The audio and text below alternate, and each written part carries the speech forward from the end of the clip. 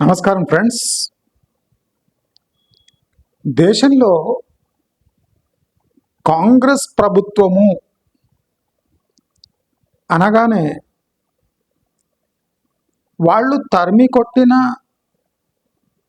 British సామ్రాజ్యపు ఆనవాళ్ళు మనకు కాంగ్రెస్ పార్టీలో కనిపిస్తాయి. ఇదొక విచిత్రమైన ఘట్టం.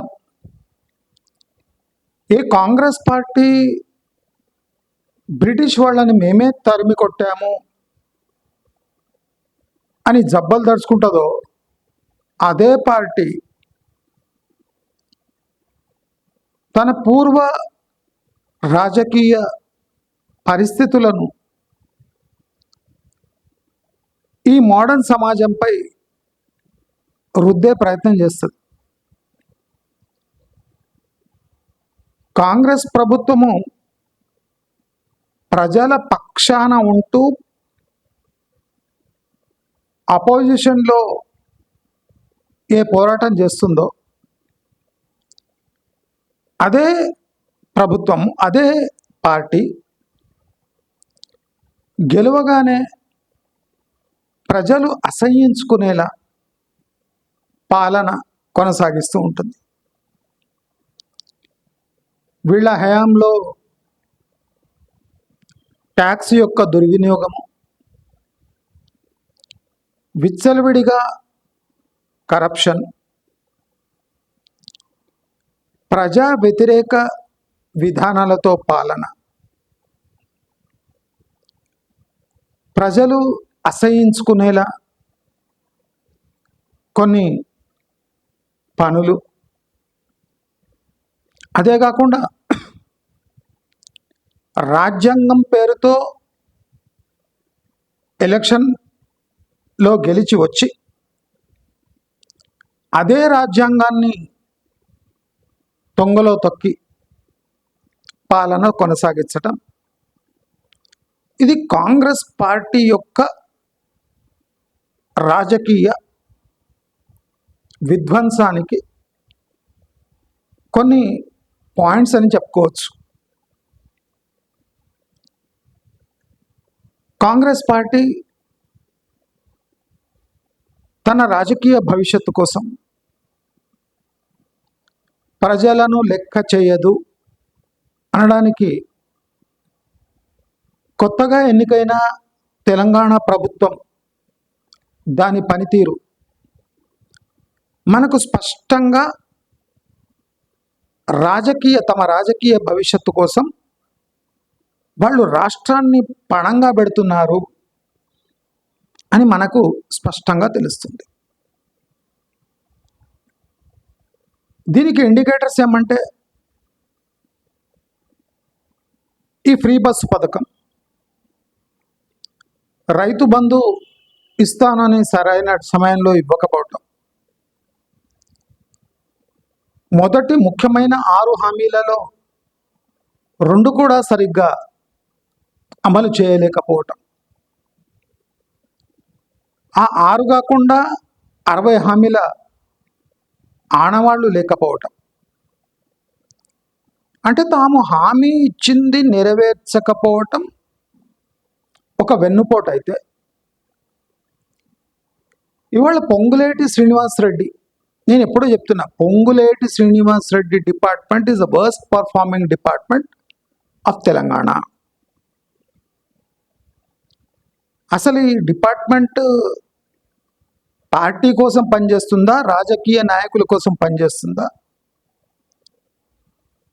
లేదా మన రాష్ట్ర అభివృద్ధి కోసం కించిత్తైనా ఆలోచిస్తుందా అనే స్టేట్కి తీసుకుని వచ్చిండు పొంగులేటి శ్రీనివాసరెడ్డి.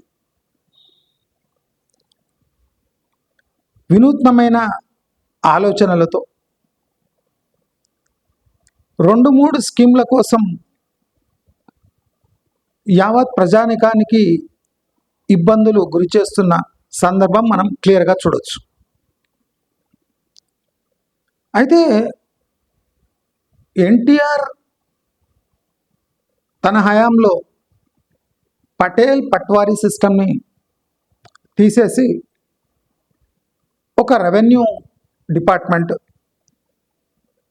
అది రైతులకు వ్యవసాయదారులకు అండగా ఉండేలాగా ఒక డిపార్ట్మెంట్ని ఇంట్రడ్యూస్ చేశారు. పటేల్ పట్వారీ అనే సిస్టమ్ని తీసేసి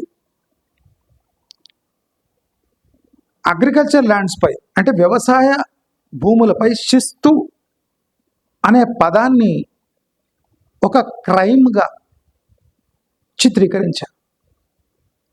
ఎందుకంటే అప్పటి వరకు పటేల్ పట్వారీ సిస్టమ్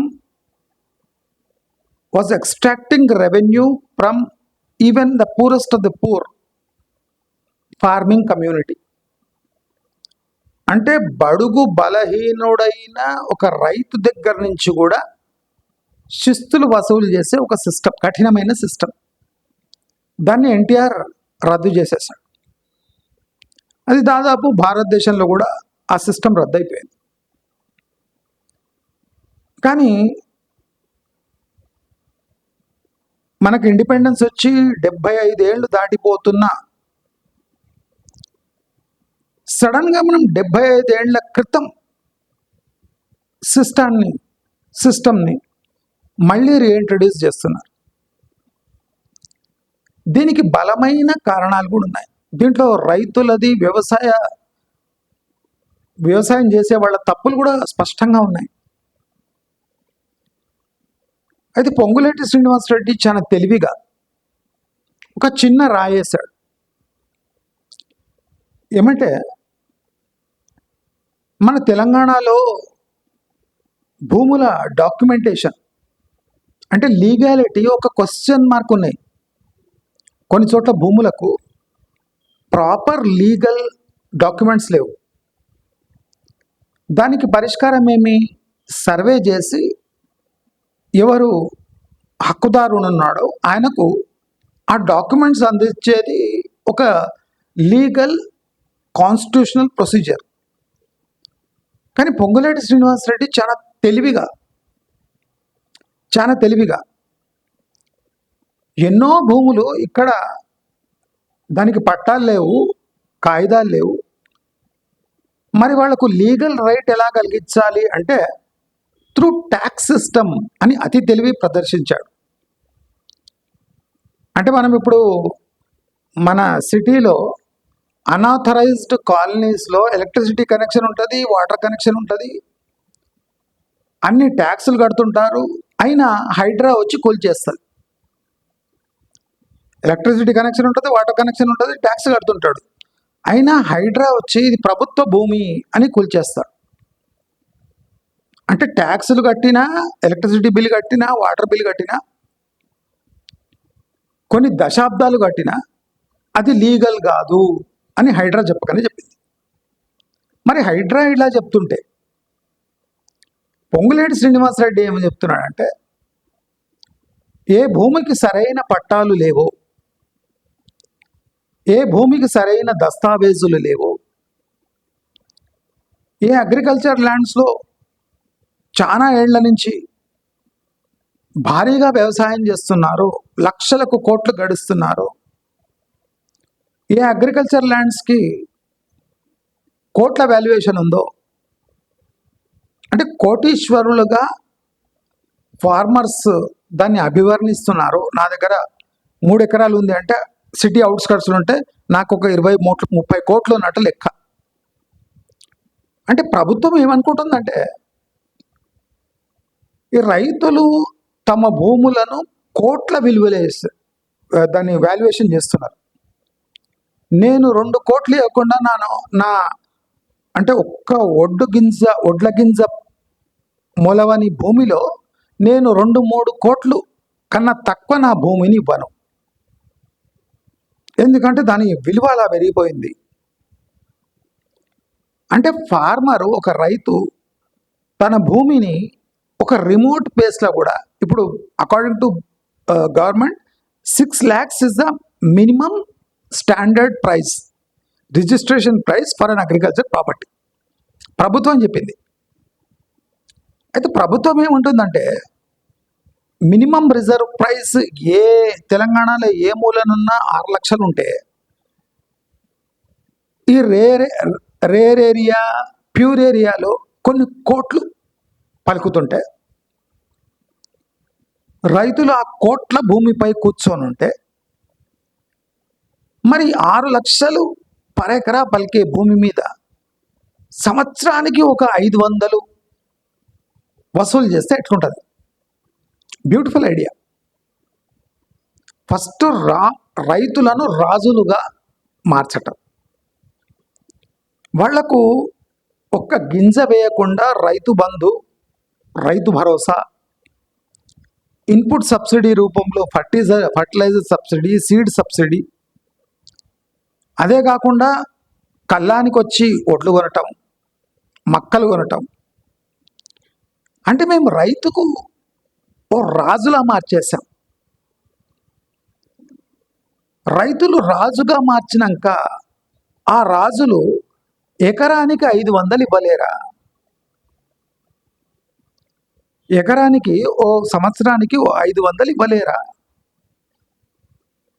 కోట్లకు పడగెత్తిన రైతులు సంవత్సరానికి ఎకరానికి 500 ఇవ్వలేరా? ఇది మన కొత్త పటేల్ పొంగులేటి శ్రీనివాసరెడ్డి ప్రశ్న. మీకు గుర్తుకుంటే, అంటే నా రెగ్యులర్ వ్యూవర్స్ 3 years నుంచి ఎవరో ఉన్నారు, వాళ్లకు నేను చెప్పిన next reform will be taxing farmers. రైతులను ట్యాక్స్ చేసే తీరుతారు. నా ఎన్నో వీడియోస్ ఉన్నాయి, రెగ్యులర్ నా 3 years నుంచి నా వీడియోస్ చేసే వాళ్ళకు గ్యారంటీ గుర్తుకొస్తుంది. నేను లాస్ట్ టైం బడ్జెట్ ప్రవేశపెట్టడం, బిఫోర్ టైం బడ్జెట్ ప్రవేశపెట్టినప్పుడు నేను క్లియర్లీ చెప్పిన next target will be high end farmers and అంటే పెద్ద ల్యాండ్ పార్సల్స్ ఉన్న ఫార్మర్స్ని ఫస్ట్ దిశలో టార్గెట్ చేస్తారు అని. అది సెంట్రల్ గవర్నమెంట్ టార్గెట్ చేస్తుంది అని.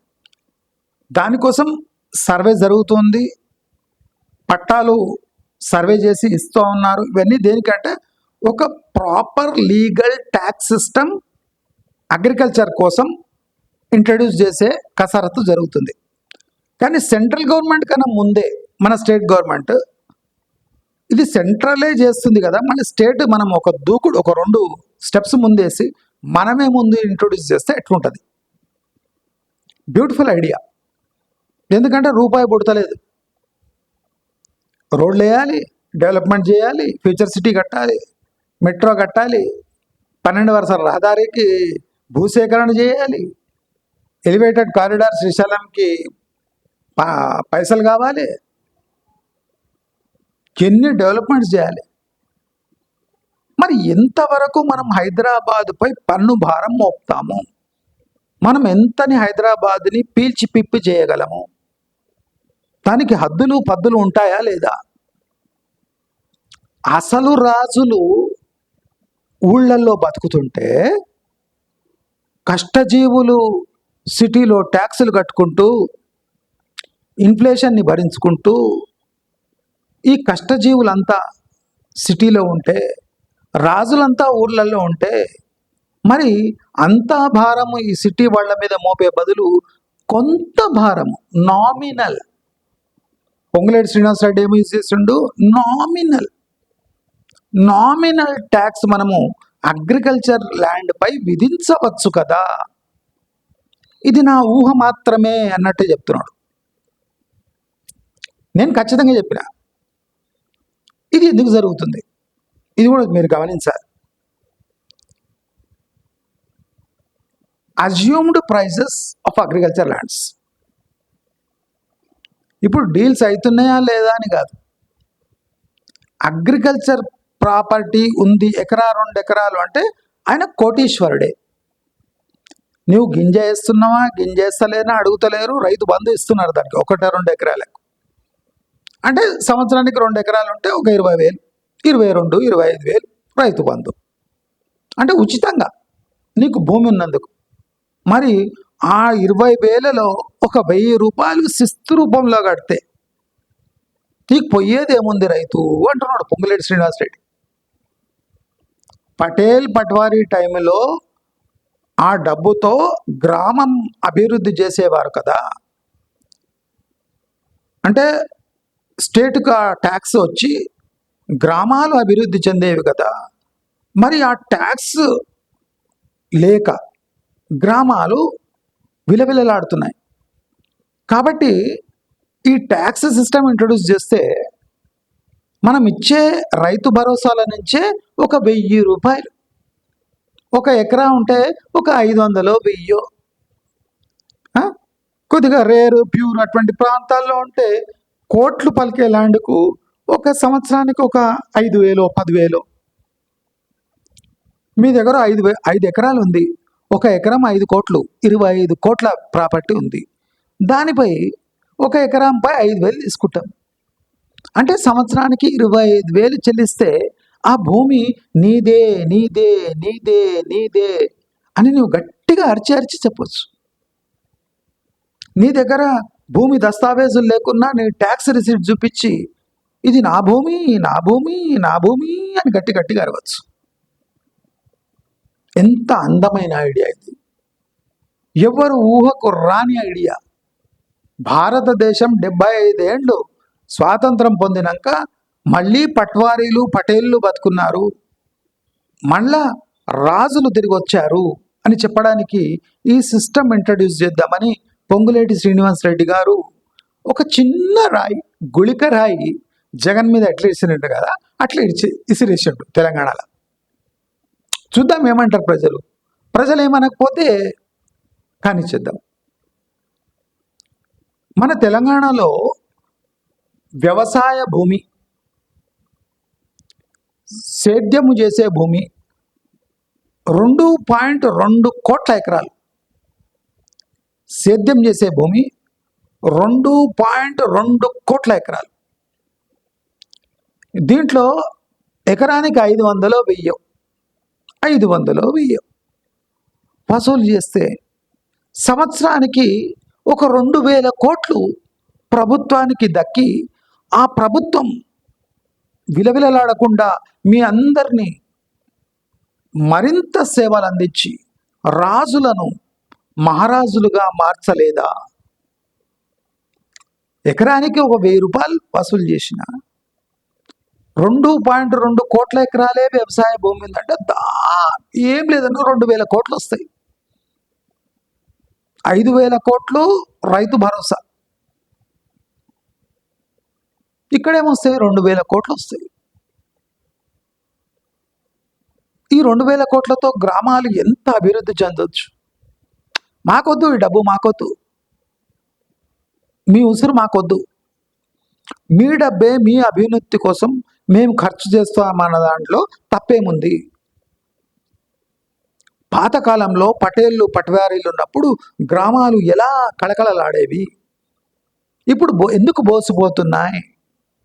ఆ శిస్తు లేని కారణంగా కదా. నేను ఈ విషయం 2 సంవత్సరాల క్రితం చెప్పాను. అంటే లాస్ట్ బడ్జెట్ వచ్చినప్పుడు నేను రైతులకు తగిన వడ్డన స్టార్ట్ అయింది. సెంట్రల్ గవర్నమెంట్ పెద్ద ఫార్మర్స్కి వేయడానికి ప్లాన్ చేస్తుంది. పంజాబ్లో ఫార్మర్స్ ఉన్నారు కదా వాళ్లకు. నెక్స్ట్ ఇక చిన్నకారు సన్నకారు రైతుల కథ తెలియదు అన్న. ఇప్పుడు డైరెక్ట్ చిన్నకారు సన్నకారు పెద్ద చిన్న కౌలు రైతులు ఏమడుగుతున్నారు? మేమిచ్చే ఎకరానికి ఇచ్చే 12,000లో 1,000 రూపాయలు తిరిగి ఇవ్వండి అంటున్నాం. తప్పేమంటున్నాం? మేము ఒడ్లు కొంటున్నాం, మక్కలు కొంటున్నాం. మేము ఇంత సేవ అందిస్తుంటే ఒక 1,000 రూపాయలు ఎకరానికి ఇస్తే తప్పేముంది?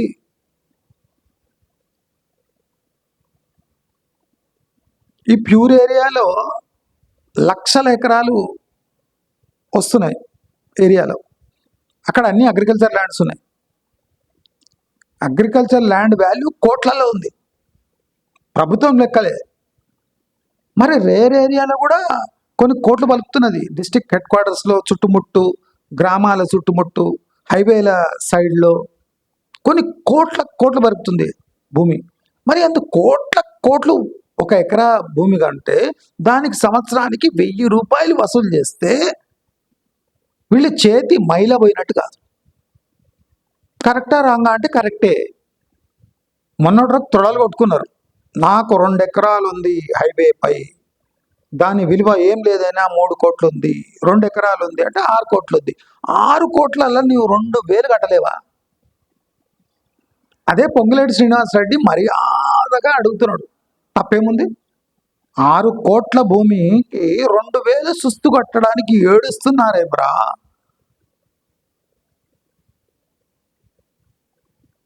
అర్థమైంది?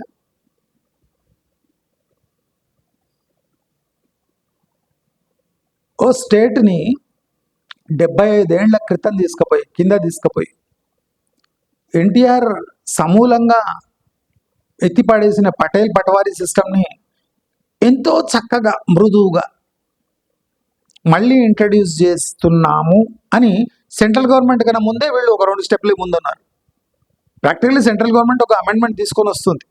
బాగా రిచ్ ఉన్న ఫార్మర్స్ వాళ్ళ టోటల్ మండీ రిసిప్ట్తో సహా ట్యాక్స్ ఫైల్ చేయాలి. తప్పులేదు.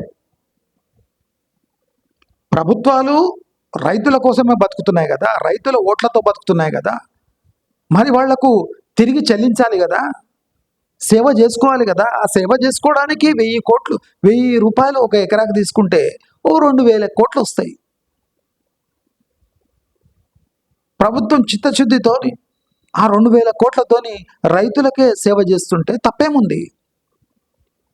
ఎంతని సిటీలపై భారం మోపుతాం? కోట్లకు కోట్లు పడికే వ్యవసాయ భూముల అంటే భవిష్యత్ ఏమి? దస్తావేజులు లేని విలవిలబోతున్న రైతులకు ఏదైనా ఒక అండగా ఏదైనా కార్యక్రమం ఉంటుందంటే సంవత్సరానికి తన ఎకరాపై 1,000 రూపాయలు చెల్లిస్తే మేము టోటల్ లీగల్ సెక్యూరిటీ అందిస్తాం.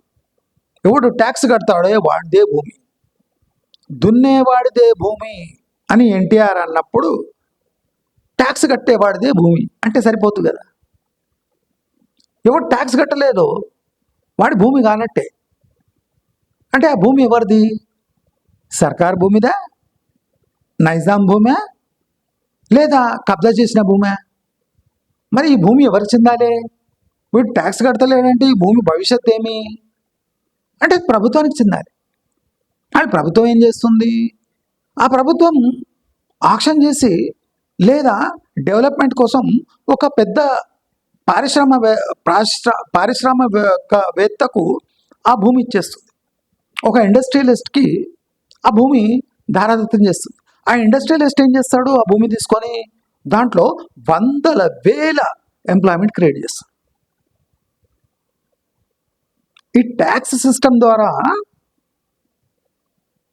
అసలు వ్యవసాయదారులు లేదా వ్యవసాయం చేయకుండా దానికి పేరు లేని భూములు ఏముంటాయో దాని బట్టబయలైపోతాయి అన్నీ. ఎవరు ట్యాక్స్ కట్టలేడు అంటే వాడిది ఆ భూమి కాదు. మరి ఆ భూమి ఎవరిది? సర్కార్ది. పేరు లేని భూములు ఎవరివి? సర్కార్వి. ట్యాక్స్ కట్టే భూములు, ట్యాక్స్ కట్టని భూములు 2 రకాలుగా విభజించబడతాయి. ట్యాక్స్ కట్టని భూములు బెనామీ భూములు, సో ట్యాక్స్ అది ప్రభుత్వానివి. ప్రభుత్వం ఏం చేస్తుంది? మీ భూములే, వ్యవసాయ భూములు ఎవరో నేను సేద్యం చేసుకుంటున్నా, నీ భూమే 1,000 రూపాయలు కట్టు చాలు, నీవేమన్నా వేసుకో ఆ భూమిలో. అర్థమవుతుందా? మీకు అర్థమవుతుందా? వ్యవసాయదారులారా, ప్రభుత్వం మీకోసమే తపన పడుతుందని ఎప్పుడు చెప్పిన. ఈ ప్యూరు రేరు, దీంట్లో చావు దెబ్బ తినేది ప్యూర్ ఏరియాలో ఉన్న వ్యవసాయదారు. అటు పంట వేసుకోలేక, ఇటు ప్లాట్లు అమ్ముడుపోక, ఇటు వెంచర్లకు అడ్వాన్సులు తీసుకొని ఆ ప్లాట్లు అమ్ముడుపోక ఏండ్లకేండ్లు పెట్టుకున్నా దానిపై శిస్తు కట్టాలి.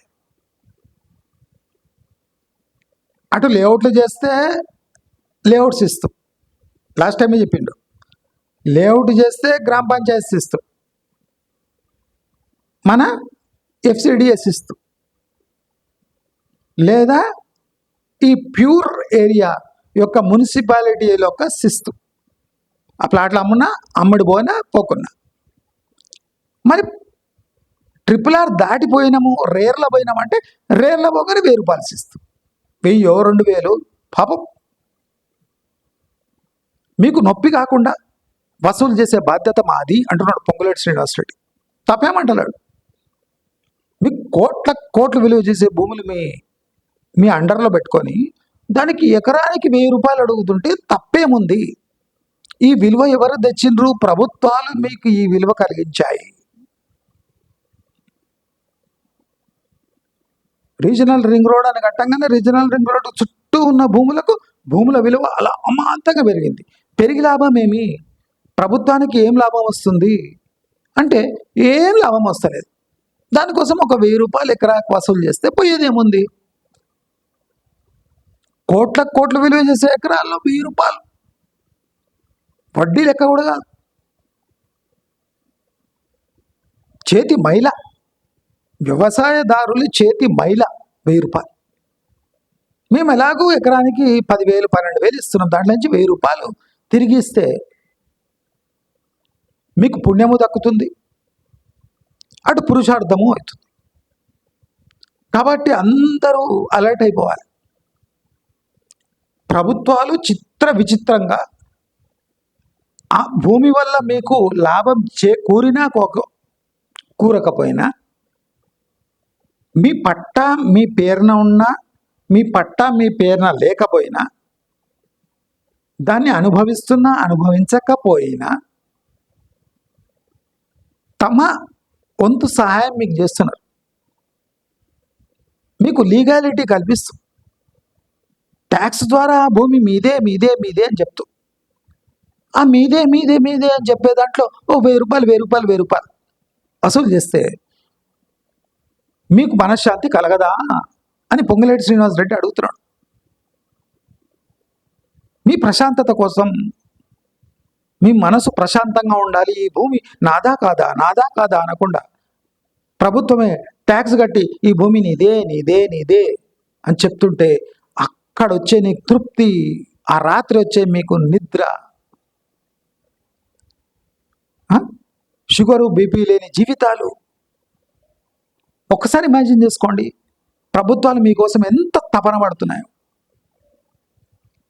దయచేసి నేను నా వీడియోలో నేను ఏదన్నా చెప్పంగానే మీరు బగ ఎగురుతారు. ఫ్లాట్ల ధరలు పడుతున్నాయంటే ఒప్పుకోరు. కానీ ఇక్కడ ట్రాన్సాక్షన్ అయితే లేదు. అటు ఫ్లాట్లు అమ్ముడు పోతలేవు, అగ్రికల్చర్ ల్యాండ్స్ అమ్ముడు పోతలేవు, ప్లాట్లు అమ్ముడు పోతలేవు, డిటీసీపీ అమ్ముడు పోతలేవు, హెచ్ఎండి అమ్ముడు పోతలేవు. కానీ హడావిడి కోపాలు తాపాలు. భూముల ధరలు పడలేదు, ఎక్కడ పడ్డాయి? ఫ్లాట్ల ధరలు పడలేదు, ఎక్కడ పడ్డాయి? హైరైజెస్ ఫుల్గా అమ్ముడుపోతున్నాయి, ఎక్కడ పడ్డాయి? ఏది చూసినా బ్రహ్మాండంగా ఉంది. కానీ ఎవరి చేతిలో పైసలే. ఇది ఎందుకు జరుగుతుంది? స్టేట్ యొక్క ఎకానమీ అంత బ్రహ్మాండంగా ఉంది. ఒక్క గింజ లేకుండా ఒడ్లు కొంటున్నారు, ఒక్క మొక్క గింజ లేకుండా మక్కలు కొంటున్నారు. బ్రహ్మాండంగా స్టేట్ డెవలప్ అవుతుంటే 1000 రూపాయలు కట్టలేరా? రాష్ట్రం మీద ప్రేమ లేదా? జనాలు తమ తోటి జనాలను సేవ చేయడానికి ఏమవుతుంది? తప్పేం లేదు కదా. రాష్ట్రం భవిష్యత్తు అంధకారంలో పోతుంటే తలో చేస్తే తప్పేముంది? అదే పొంగులేటి శ్రీనివాసరెడ్డి అడుగుతున్నాడు. తప్పేముంది? ఆలోచించండి, బాగా ఆలోచించండి.